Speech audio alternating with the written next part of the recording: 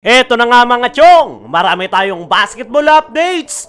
Justin Brownlee may mabigat na pangako sa Barangay Ginebra. Barangay Ginebra versus TNT Tropang Giga Game 7 prediction. Ano ang kinakailangan gawin ng Ginebra para makuha ang kampyonato? Ngayong araw nga mga chong ay ang pinaka-inaabangan ng lahat ng PBA fans dahil Game 7 Finals na ngayon sa pagitan ng Barangay Ginebra at TNT Tropang Giga. Winners take all at napaka-importante nga ng laro na yan. Expected nga na magiging mainit yung bakbakan ng dalawang kupunan. As of now, nasa TNT Tropang Giga ang momentum matapos nilang makuha ang panalo sa nakalipas na Game 6. Pero hindi naman papayag ang Barangay Ginebra nang ganun-ganun lang. Kaya naman, ano nga ba yung mga kinakailangan nilang gawin para makuha ang panalo at magkampyon ngayong conference? Unang-una sa kanilang listahan ay kailangan nila ng great start. Umpisa pa lang, kailangan nang maipakita ng Barangay Ginebra yung kanilang buong makakaya. Importante nga na sila yung magsiset ng tempo ng laro. Ngayong Game 7 nga mga chong ay hindi na po pwede yung palamya-lamya dahil napakalaki na nga ng nakataya. Kaya naman, simula pa lang ng laro ay kailangan na agad nilang maipakita yung kanilang pagiging aggressive, mapa-opensa man yan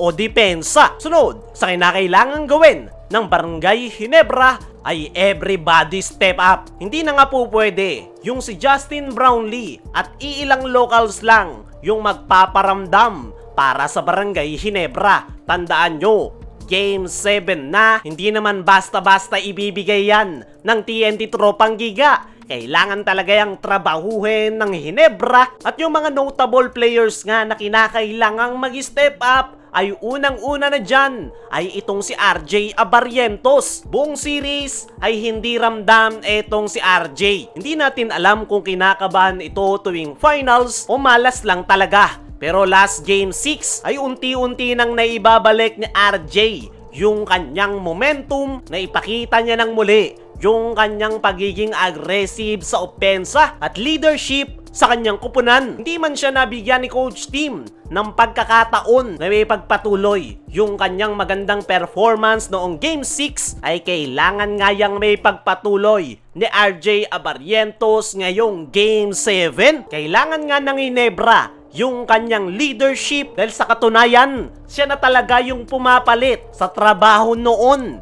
ni LA Tenorio. Speaking of LA, ay isa nga rin ito sa kinakailangan ng Barangay Ginebra ngayong Game 7. Kung experience ang pag-uusapan, ay napakaraming po pwedeng may tulong dyan netong si LA Tenorio. Kahit limitadong minuto lang ang maibigay sa kanya ni Coach Tim, ay magiging malaki na yung epekto para sa kanilang kupunan. Hindi pa rin talaga matatawaran yung leadership ni LA at yung kanyang basketball IQ. Isa pa sa mga kinakailangang mag-step up ay itong si Troy Rosario. Kapansin-pansin nga mga chong ang decline performance netong si Troy Rosario ngayong PBA Finals. At yung nakikita nga nating dahilan yan ay yung kanyang natamong injury. Pero ngayong winners take all Game 7 ay kailangan na talagang magparamdam netong si Troy Rosario sa loob ng painted area. Kailangan niyang maipakita yung pasundot-sundot sa ilalim para mas maging unpredictable yung kanilang opensa. At kung magagawa yan ni Troy, ay mas gagaan yung kanilang trabaho, lalong-lalo na ni Justin Brownlee. Sunod sa kinakailangang gawin ng Barangay Ginebra ay ang kanilang depensa. Gaya na paulit-ulit nating sinasabi, ngayong finals ay defensive is the key. Pareho ngang threat yung TNT at Ginebra pagdating sa opensa. Magkakatalon na lang talaga kung sino yung makapagpapakita ng depensa. At yan nga yung kinakailangang gawin ng Ginebra ngayong Game 7. Panghuli sa kinakailangan gawin ng Ginebra ay umiwas sa turnovers. Ginebra nga yung pinaka-prone sa turnovers dahil sa kanilang triangle offense. Kung hindi man nila maiiwasang mag-turnovers, ay malaking bagay na kung mababawasan nila yan. Turnovers nga yung dahilan kung bakit natalo ang Ginebra sa nakalipas na Game 6 at yan yung kinakailangan nilang magawan ng paraan. Para sa ating game prediction mga chong, ay expect nyo na bakbakan ang Game 7. Dumako naman tayo dito sa kabilang balita. Justin Brownlee may mabigat na pangako sa Barangay Ginebra. Ngayong Game 7 nga mga chong ay ang pinaka-importanteng laro ngayong PBA Finals. At alam nga na itong si Justin Brownlee na hindi magiging madali ang kanilang pagkuha ng kampyonato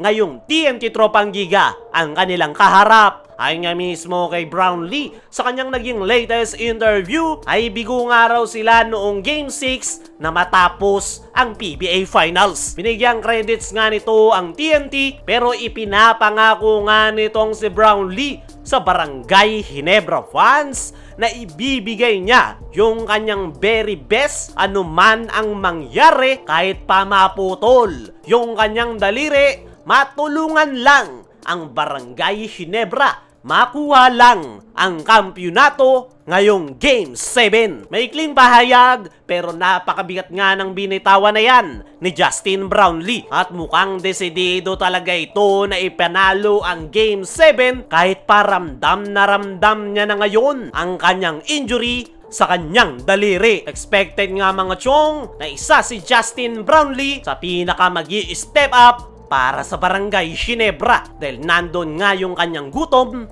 na muling makakuha ng kampyonato. Kaya mga chong, ano ang masasabi nyo sa mabigat na pahayag ni Brownlee ngayong Game 7? Sino rin sa tingin nyo ang makakakuha ng kampyonato? I-comment mo lang dyan sa ibaba.